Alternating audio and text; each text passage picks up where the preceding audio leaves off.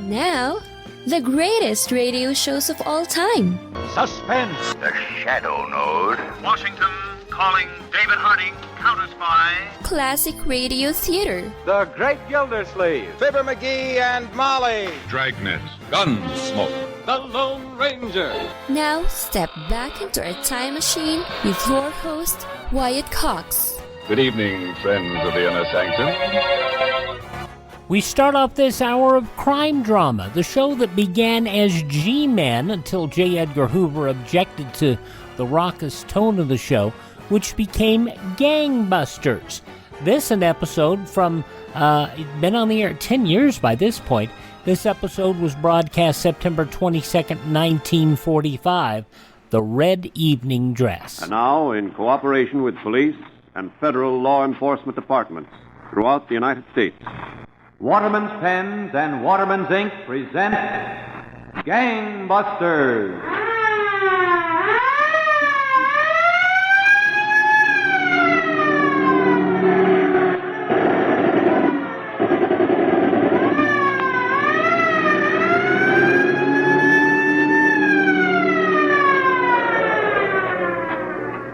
Out of the foxholes of Europe, from the steaming jungle swamps of the Pacific, our men are now coming home to a new America.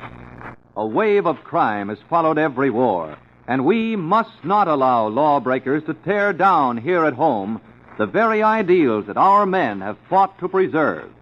tonight, Gangbusters presents the authentic inside facts about a gun moll who wanted a red dress more than anything else in the world. And so, Louis J. Valentine, former commissioner of the largest police department in the world, takes over to interview by proxy Sheriff E.W. Biscayloos of Los Angeles County, California. Commissioner Valentine. Sheriff Biscayloos, I know you want to start tonight's case from inside San Quentin Prison. Yes, Commissioner Valentine. San Quentin is one of our largest and oldest penitentiaries, with steel and concrete walls 18 feet high and 3 feet thick at the bottom. They're impossible to undermine, and guards constantly patrol the top of the walls. How many killers and criminals are there in San Quentin, Sheriff? Some 3,500, Commissioner Valentine, or there were on the first Saturday afternoon of last October, 1944, when a prisoner knocked on the door of the warden's office. Come in. Oh, yes, Connors? There's a girl in the waiting room, Warden. Is she a beauty? She's sweet and young and fresh. Oh, that must be Miss Nelson from the Red Cross to pick up my donation. And tell her to come right in, Connors. Okay. Miss, would you come in and see the warden, please? Won't you come over and sit down?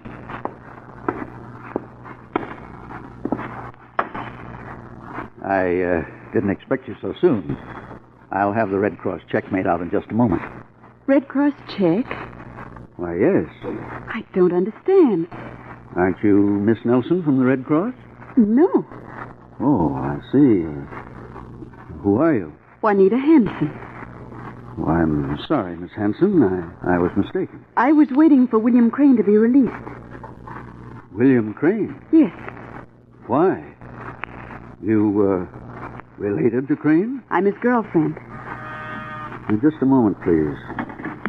Warden speaking. William Crain is in the outer office, sir, ready to be released. All right, Connors, send him in. Are you really William Crane's girlfriend? Why not? Well, William Crain is one of the toughest, most dangerous criminals in San Quentin. But he's being released. Yes, he served his time for the crime he was convicted of, but... I've been waiting 5 years for him. Miss Hanson, you've only one life. You're young, beautiful. Your whole life is before you. I'd think it over if I were you. Hello, Warden. Oh, come in, Crane. Hi, kid. Hello, Crane.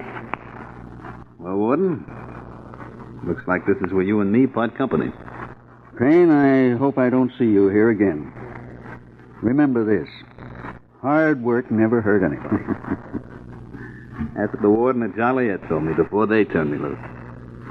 I see. Well, good luck then. No, I ain't shaking hands with you, Warden. You've got a good girl there, Crane. Think it over. The sermon through? Yes, it's through. Come on, kid. Let's blow.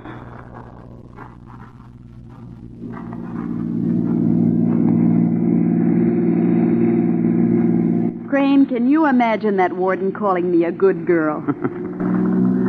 What do you got fixed, Juanita? If this cab driver doesn't fall asleep, we should be there in half an hour. It's a place at Cobblestone Cabins, just north of Bakersfield. Shakey O'Leary's out of the jug. He's up there waiting. Okay. Things are going to start popping and popping fast.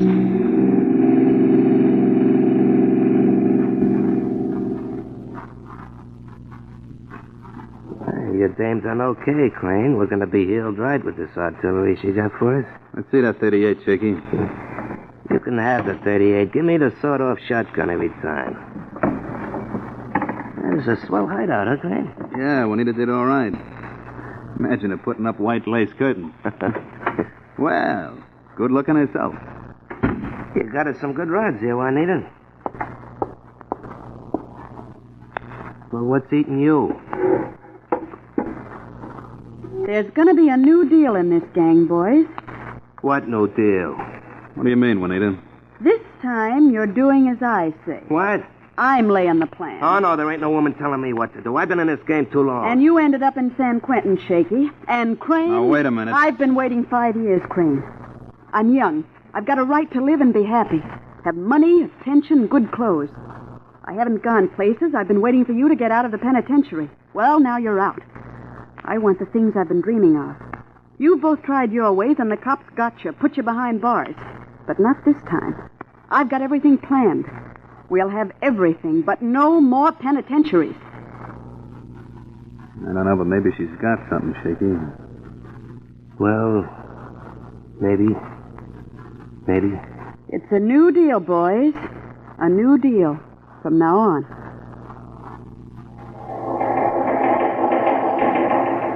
To all cruising police cars, Farmington Hotel, 3974 Wilshire Boulevard, just robbed by 2 gunmen and beautiful girl. Man just held up by 2 gunmen at 1516 Sunset Boulevard. Third hold up by these gunmen today. Emergency. Grocer on Breed Avenue just held up at gunpoint. Large sum of money taken. Girl driving black sedan. Warning. These gunmen are heavily armed.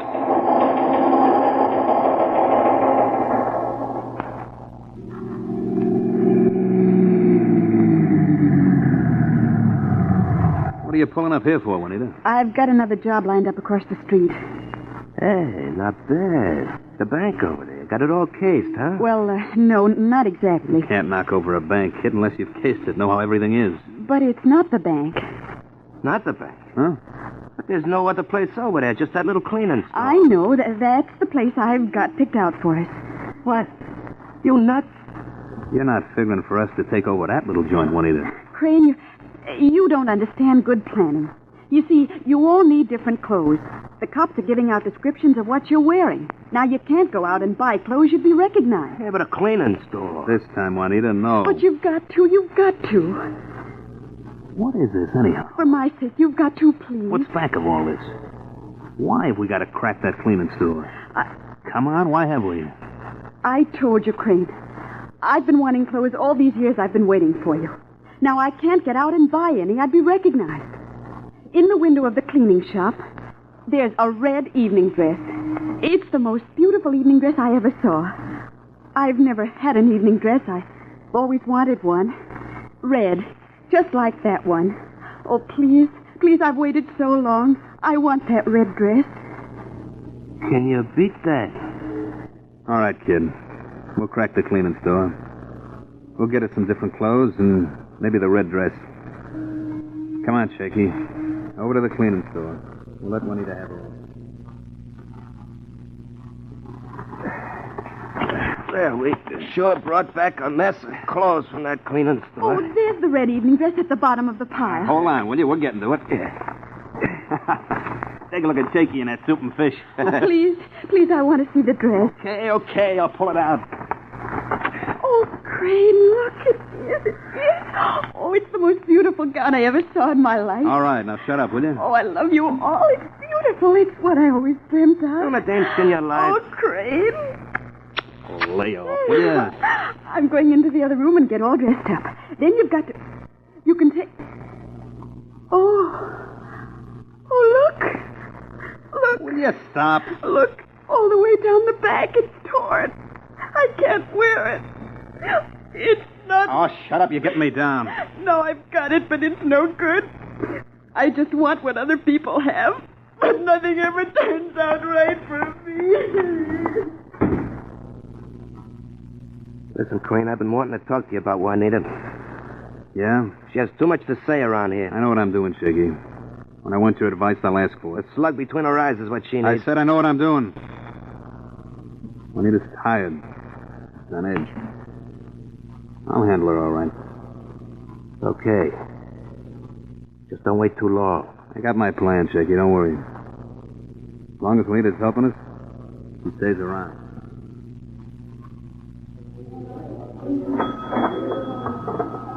I'm telling you, Crane, a roadside stand like this, it's nothing but peanuts. Juanita's put her finger on a bankroll here. He's that tall man at the far table. A big-time gambler from Denver. He's got a roll of 3,000 or 4,000. Says who? I sent her out alone last night. She lent him. I'll go out and have the car running. Yeah, look at your dame, Crane. She's got the jitters worse than ever. Never mind that. Okay, this is it. All right, folks, this is a stick-up. Reach. Hold on. Pipe down, O'Leary. What do you mean? I said pipe down. What is the idea? Get out of the way, you. No. I said get out of the way. No. Maybe you didn't see this rod. Yeah, I see it. You can't bluff me. Duck, boss. That sugar ball, he's thrown it. Why, you little... You're safe. Oh. Make for the car, pal.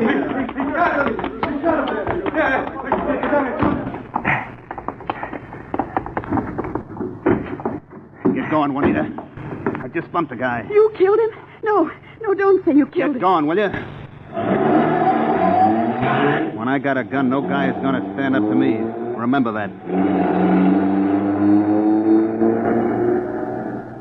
Crain made his getaway. Sheriff Fisk, Kalos? Yes, Commissioner Valentine. He literally was riding at the crest. But something which Crane hadn't counted on soon took place. September 22nd, 1945, Gangbusters on Classic Radio Theater with Wyatt Cox. Attention Walmart shoppers. Now you can order one of the most advanced hearing aids on the market for hundreds, not thousands of dollars. Hearing Assist's most advanced product lineup includes models that use an exclusive app for enhanced control over what you want to hear. It's perfect if you have a smartphone or iPhone to hear everything better. And we have two great ways for you to get one. You can call the number at the end of this ad and order directly. Or you can call this same number and we will text you a complete list of Walmart Vision Center locations. We make it easy for you to hear better. Remember, call this number today to order and have a text message instantly sent to your phone to find the Walmart Vision Center near you. Here's that special number. Call 800-360-0597. 800-360-0597. 800-360-0597. That's 800-360-0597. Now on Classic Radio Theater with Wyatt Cox, more of Gangbusters, September 22nd, 1945. And now back to tonight's case of William Harlen Crain and Commissioner Louis J. Valentine. Sheriff Fisk, Kalos, with William Harlen Crain shooting a man and apparently riding high and wide. What was the next development in this case? Well, it was the day after the shooting, Commissioner Valentine. A woman was sitting in a chair. The spotlight was on her face. Her whole body trembled, and she nervously clasped and unclasped her hands. Finally, she turned to the man who was quietly watching her. Tell me, Doctor. What is it? Young lady, you're in bad shape. Your whole nervous system. You're burned out. What'll I do? You must have lived a pretty, unusual life. Yes. Yes, I have. Whom do you live with? Why, just some people. That bruise on your face. Oh, it's nothing. It's nothing. You have a boyfriend? Yes. Young lady, I know more about you than you think I do. What do you mean? I thought so. Well, I'm going to give you some tablets for your nerves. I've got to have something. One of these tablets should put you to sleep, fast asleep. Take only one at a time. I'm giving you 5 extra ones, but don't use them unless you have to. Thank you, Doctor. When you get home, take one and hide the others so no one can get to them accidentally. Improperly taken, the tablets can be dangerous. Yes, sir. And thank you, Doctor. Thank you. And you won't tell anyone I was here, will you? No. Now, young lady, you've got to learn to relax. Take things easier. A lot easier. Have some fun.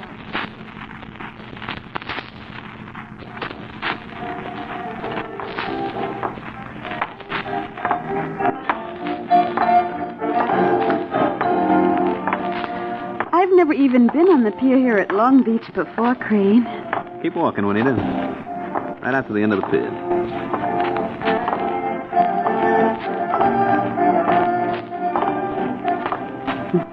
Everybody seems so happy, laughing and everything. I'm not hearing any laughing matter. Keep walking.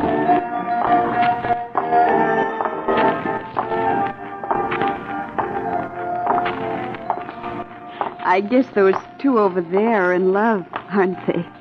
Mm-hmm. I wonder what makes them so happy. I'm nuts, I guess.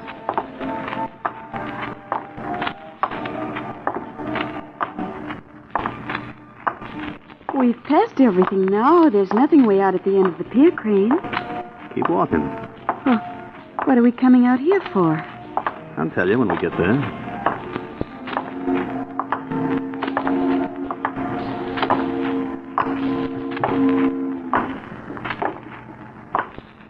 Come on over here by the rail.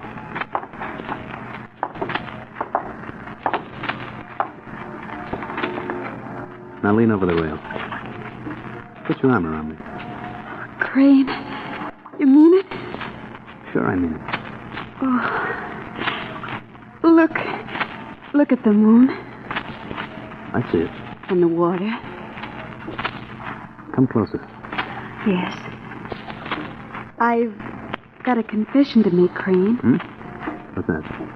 I was afraid as I was walking out here with you, you might hate me and want me out of the way. You're nuts. Come closer. Yes. Now lean over. Yes. What was that? That's why I wanted you close, like we were making love.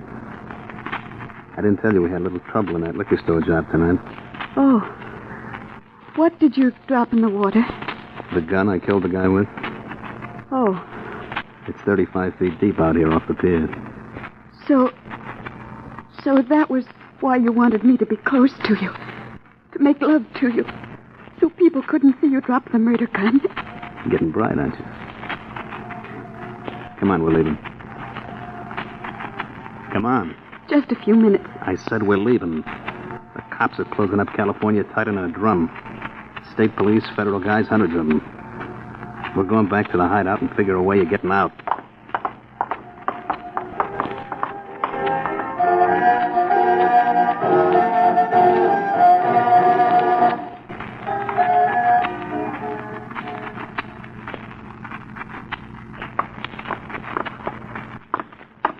I'm going nuts, I tell you, Crane, nuts. This hideout's bad as a cell. Stop blowing your top, Shakey. You gotta listen to the short wave and hear what the cops are doing. Police control cars, attention. This is Lloyd Smith, night dispatcher. You're to act upon the orders of Captain C.W. Ellison. Have your guns ready and patrol all highways. The men we are after are killers. They don't know where to look. Deputy Sheriffs Thompson, Rayner, Murphy. Proceed to cobblestone cabins with riot guns and tear gas bombs. Run to our cabin hideout. We can't beat it for there. Crain, I can't take it. We're like rats in a trap. Who's that? I'll kill you. Shut up. I'll kill... It's only Juanita. What's the latest police report? They got us trapped in, all right. It's your fault, Juanita. We're in this jam. Shut up, will you, Shakey? Juanita, I saw that box you had the sleeping pills in the doctor gave you. It was on a washbowl. Yes. It was empty. Yes, the doctor said they'd be good for my nerves. All of them at one time? Yes, that's the way I was supposed to take them. Huh. They were all different kinds, and I had to take them all together for them to do any good. KQBV, KQBV. Hey, that's the secret code. They're going to ring. KQBV. Answer your call letters, please. KQBV. Those are just the call letters of the police radio. It's like we were rats being trapped. I think I know how to help you, boys. You keep your nose out of Not it. enough for you, Juanita. I think I can call the cops off you. What do you mean? You and Shakey get in the car, start driving toward San Fernando. 15 minutes after you've left, I'll call the cops and tell them there's been a killing on the other side of town. I'll describe you two, and all the cops will go racing in the wrong direction. Yeah? What are you willing to do that for? If you stay here, you'll get caught. I can slip through alone and meet you next week. Yeah. You know, maybe that's a good idea. Yeah, it's the best idea we got, sure. September 22nd, 1945, Gangbusters. The conclusion next on Classic Radio Theater with Wyatt Cox. Has someone in your family lost a job recently, and now you can't afford your mortgage payment? Or do you have a rental property and your tenants aren't paying you? We can come to the rescue and pay you cash for your home immediately. Yes, sell your home and get cash all over the phone without dealing with real estate agents or having to waste time showing your home to lukewarm buyers. You don't need to lose your house to foreclosure. If you have equity in your home, we'll buy your home and give you cash within days, all in a simple over-the-phone and virtual process. Call now before your situation gets worse. Sell a home you can't afford or just need anymore and get the cash you need today. Call this number now. 800-477-4612. 800-477-4612. 800-477-4612. That's 800-477-4612. Paid for by Want to Sell.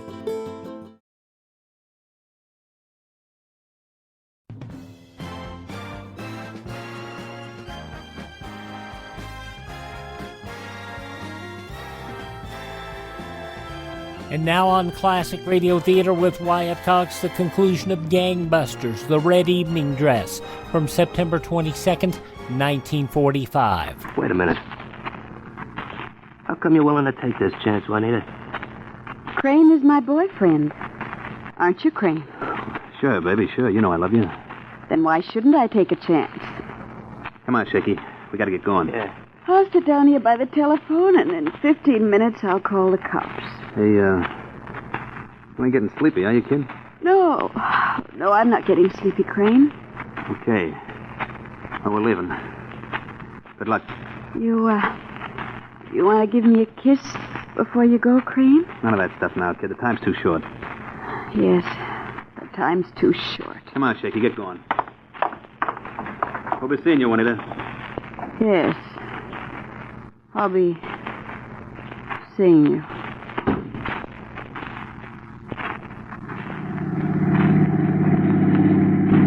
Will you pass that car in front of us, Crane? We've been trailing it 20 miles. It's doing 40, Shakey. I don't want to take a chance of being picked up for speeding. No cop's going to take me. I'll blow my brains out first. Cars 47 and 2. That's state police. Be ready for instructions. You suppose the cops will get Juanita back there? Sure they will. She can't tell nothing. Yeah, should have pumped her full of lead weeks ago. Attention, all police. Is there anybody living but police? The body of a girl has just been found in a house on the outskirts of Long Beach. Juanita, she's dead. This girl was sitting by the telephone. Death was due to the overdose of sleeping tablets. Juanita's dead, and she's here, in the air. Examination of the house leaves no doubt, but it was occupied by the gunman. Cartridges were found, and fingerprints of Shakey O'Leary. Yeah, that's me. And the prints of William Harlen Crain. That is all. Crane, she's dead. Stop shaking, will you? She knows how we wanted to kill her. She's laughing at us. Sure, that's what she's doing. She's laughing at us. 42, calling headquarters. That sounds awful loud. I'm getting you, 42. I'm proceeding 40 miles an hour along Highway 19. That's where we are, Crane. We're directly back of Killer's car.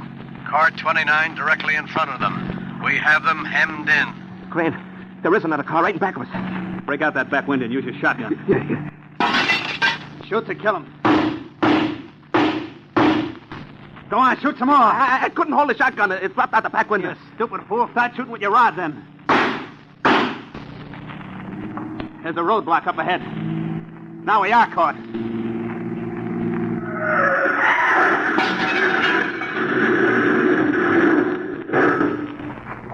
All right, you men. Come out of that car with your hands up. Yeah. We're coming. We're coming. Don't shoot, copper. Don't shoot. Here's my rod. So you're Crain, huh? And the fellow doing the shakes must be O'Leary. I said don't shoot, copper. I'm all in. Fight's all out of you, eh, Crain? Yeah. Come on, get going. There's a couple of cells reserved for the both of you. Back in San Quentin. And that, Commissioner Valentine, is the factual case history of William Harlen Crain, Shakey O'Leary, and the beautiful Juanita Hanson. O'Leary was sentenced to life imprisonment. Tonight, Crain is in a cell, alone, sitting, thinking, listening to the clock ticking away the minutes before he's to be led into the gas chamber to his death. Thank you, Sheriff Fiscales. All of us who listen to this case must realize again that crime does not pay. Commissioner, before broadcasting our last-minute police bulletins on persons wanted tonight, I'd like to say a word to Sheriff Fiscales.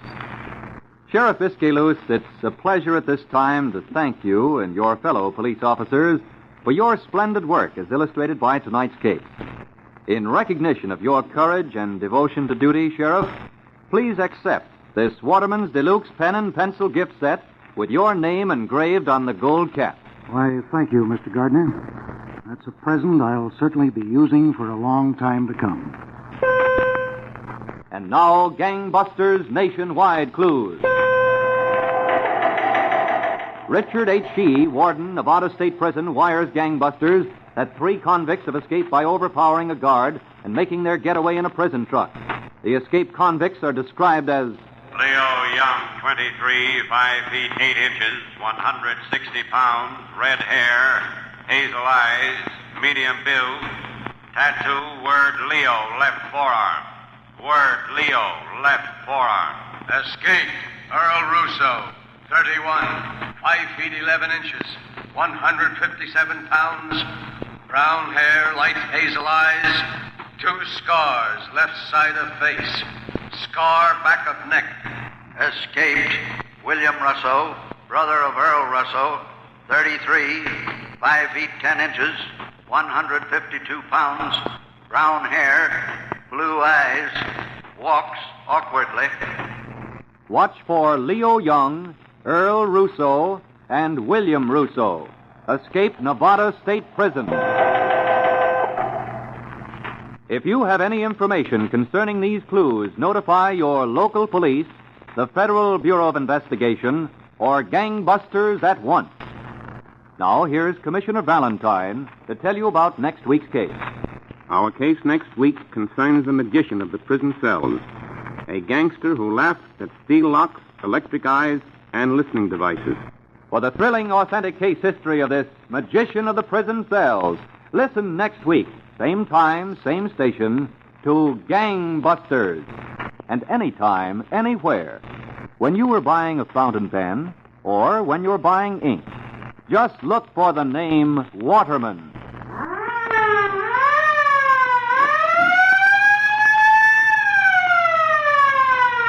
Gangbusters Factual Case Histories is a Phillips H. Lord production.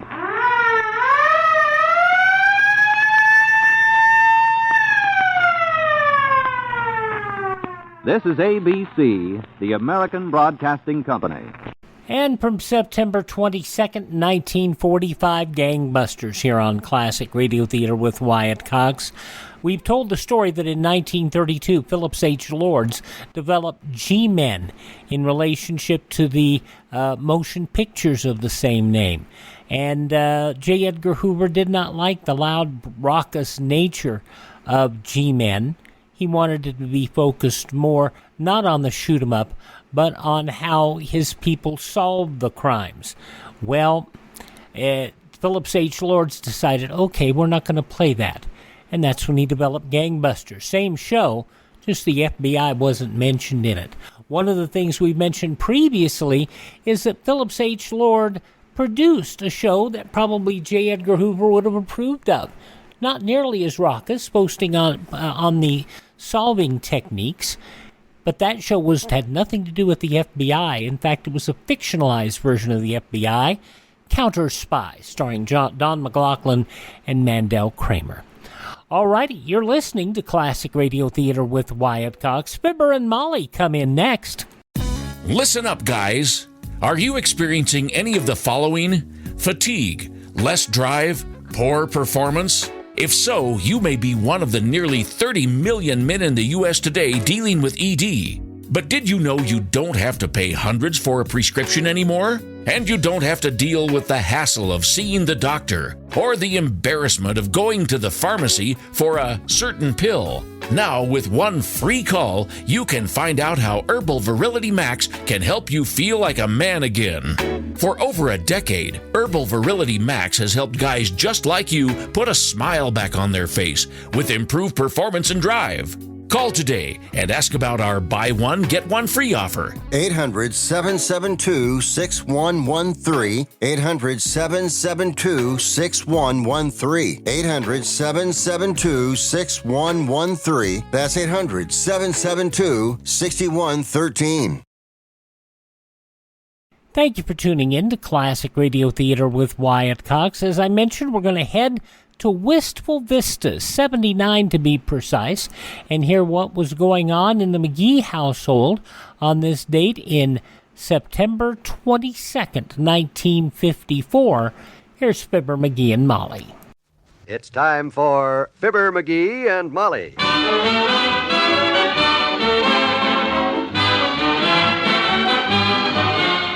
Sundays through Thursdays, NBC brings you Fibber McGee and Molly transcribed.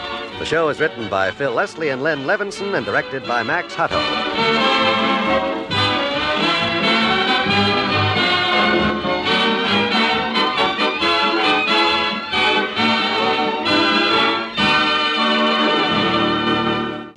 Last night, Mr. McGee of 79 Wistful Vista went frog hunting. And this morning, the McGee bathroom is so full of frogs, there's no room for McGees. And I'll give you just 15 minutes to get your little unfeathered friends out of that bathroom. Well, gee whiz. Honestly, McGee, the joint is jumping. Well, now, leave us treat them bouncing bulls with kindness, courtesy, and consideration, kiddo. They're worth about $100 in cold, hard cash. I'd hate for somebody to offer me a dime for my half right now. Come on, get up out of there. Let's do something about this. Glad to. Nothing gives me a start on the day like the prospect of making an easy fortune. You heard what the chef at the sump room said Monday night. $1.25 a pound for all the frogs I can deliver. Well, start delivering. I want my toothbrush out of the bathroom. Well, go on in there and get it. What you scared of? Frogs don't bite. Frogs don't have to. I just don't like them. I opened that door a quarter of an inch and peeked in, and I tell you, it's raining frogs in there. Didn't happen to see any of them with tails, did you? Frogs with tails? Didn't know there was such a thing. No, there isn't. At least I read somewhere that there's no such thing as a frog with a tail, but wouldn't it be wonderful if we found a couple? Not in our bathroom, it wouldn't. Just think, if we found a bullfrog and a cow frog each with a tail, we could go into business. Doing what? Showing them at county fairs? No, breeding them. Frogus McGeegus woglius. Our own frogs and their little tails.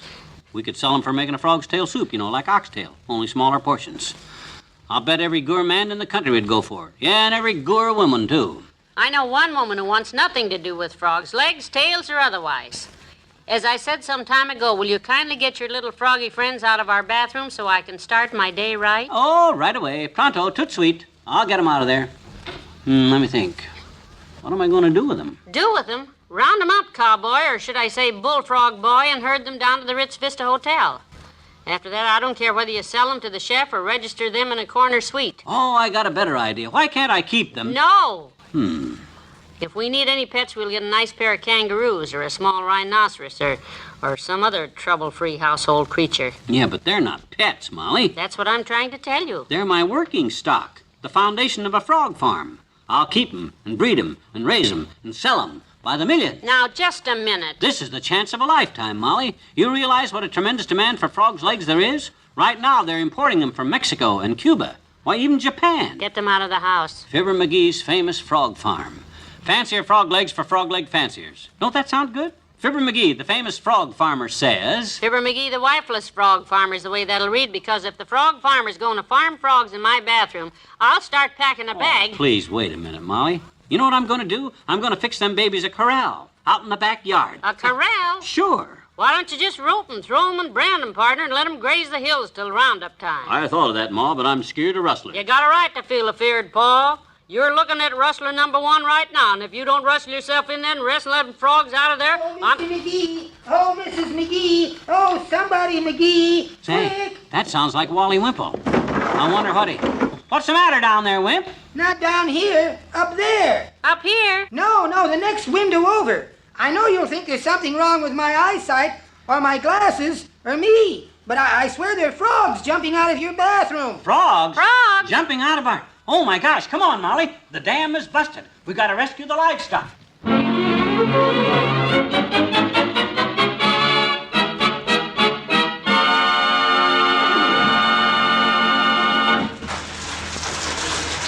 Keep driving them over this way, Wimp. I'm trying to, Mr. McGee.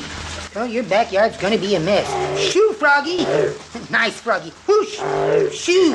No, you're supposed to go that way. Pick him up and carry him over here, Wimp. Oh, no. I started to, but when he looks at me with that sort of a don't you dare expression, he reminds me too much of her. Her? You mean? Yes. Sweetie Face, my big old wife. Go on, Sweetie Face. Hop over the nice puddle Mr. McGee is making for you. Go on before I boot you right in that puddle, Sweetie Face. That's right. Bury your fat, ugly self in the mud, Sweetie Face. Hey, that ain't Sweetie Face, Wimp. That's General Porchbinder. Come on, General. Here, I'll wet you down good. General Porchbinder? Yeah, my old commander in the First World War. The big war, that is. He looked just like this frog here, except his face was red. The general was larger, of course. Yep. The biggest frog in our particular puddle. Here, you take the hose a while and keep filling the puddle, will you? I'm going to finish driving these stakes and string chicken wire around it. All righty. The reason that frog reminds me of Sweetie Face is because it has such a big, loud mouth, I guess. And she says to me, Wallace, she looks exactly like Oh, that. Mr. Wimple, your wife's on the phone. Oh, my goodness. You don't suppose she could hear me, do you, Mr. McGee? Tell her I'm coming. Oh, gracious, if she knew what I said, she... Look at him go. Boy, that wife of his has him so scared. Hey, Wimp, drop the hose, will you? But hey, don't take the hose in the house. If I hadn't hollered at that chucklehead, he'd have run right in the back door with that hose spouting in his hand, and Molly would have Well, where was Wally going with that hose and such a dither, Johnny? Oh, hi, old-timer. Is his house afire or something? No, his wife's on the phone. Oh, real trouble, huh? Yeah. Hey, you still got all the frogs here. Thought you'd have them all sold and delivered to the hotel by now, son. Nope, I changed my plans a little. Not going to sell them to the chef down there, at least not yet. Not yet? Nope. Going to keep this batch of frogs right here in this puddle and use them as the nucleus of a big fancy frog farm. Feed them, breed them, raise them, and sell them by the millions. Oh. Well, I hope it turns out better for you, son, than it did for Papa. Papa? Yep. Papa had a frog farm at one time, and all us kids was just kids as Johnny.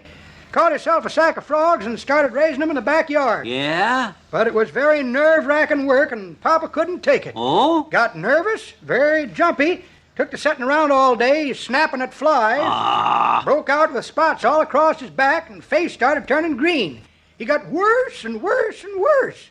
And one night he just quietly croaked in his sleep. My gosh. Died in his sleep. Oh, no, he just croaked. Oh. Mama woke him up, but as soon as he went back to sleep, he started croaking again. Oh, it was very pathetic, son. Mama finally had to go home to her mama and took us kids with her. Papa moved out to a cozy little swamp at the edge of town where he was very happy for a while till finally, one night, he disappeared. No kidding. What happened to him? Frog hunters, evidently. Never knew for sure, although I thought... Oh, hi, daughter. Hello, Mr. Oldtimer. Well, I see you've been very busy tearing up the backyard, McGee. That I have, kiddo, that I have. And we're practically right now in the frog farming industry. Boy, oh boy, just wait till you see the dough roll in from the frogs I shipped from Fibber's famous frog farm. Well, I'd be a dunce to sell these frogs to that chef at the Ritz Vista Hotel now, when by keeping them a year or two, I'll have 10 times as many for him. I wonder how many baby frogs a mama frog does have in a year. You know, old-timer? Well, several at least. Now, McGee. No, I'd be silly to sell these all to that chef at the Ritz Vista now, just when I'm starting my business. Right, Molly? Dearie. Hmm? I've been on the telephone about this scheme of yours. Oh? Who'd you talk to? City Hall. City Hall? You're wasting your time with them, kiddo. They won't buy any frog legs down there. No, but you just can't start any business you please these days, McGee, without permission. And do you know what I found out down there? I'd just as soon not hear. Well, first of all, you have to go down there and fill out an application to go in business, leave a deposit, file a bond, get a certificate from the police that you've never been in trouble. Uh-oh. Serious criminal trouble, that is. Satisfy the Humane Society, the Sanitation Department, the Health Commissioner, and the Building Inspector. And then... Yeah? Section 17 of Ordinance 33 says it is absolutely illegal to operate a frog farm within the city limits. Period. What's the number of the Ritz Vista Hotel? I'll call the chef and sell him these frogs because this is just the right time of the year to get rid of them.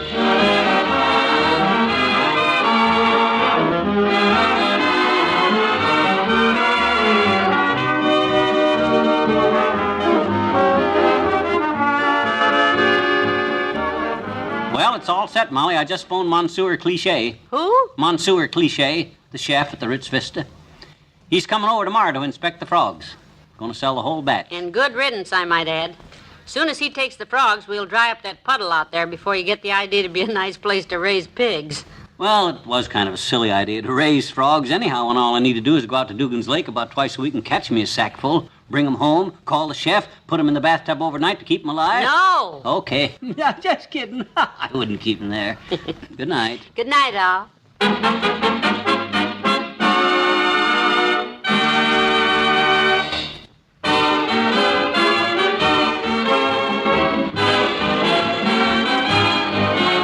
Fibber McGee and Molly is an NBC Radio Network production, transcribed, with Bill Thompson as the old-timer and Wallace Wimple.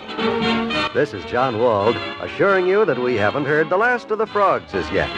So, to those of you who love frogs, to those of you who hate frogs, and to those of you who can take frogs or leave them alone, a message. Tune in tomorrow.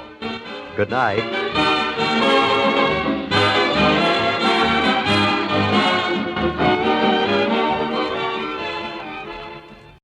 Fibber better get rid of those frogs, otherwise, Molly might make him croak. One would hope not. Anyway, from September 22nd, 1954, Fibber McGee and Molly here on Classic Radio Theater with Wyatt Cox.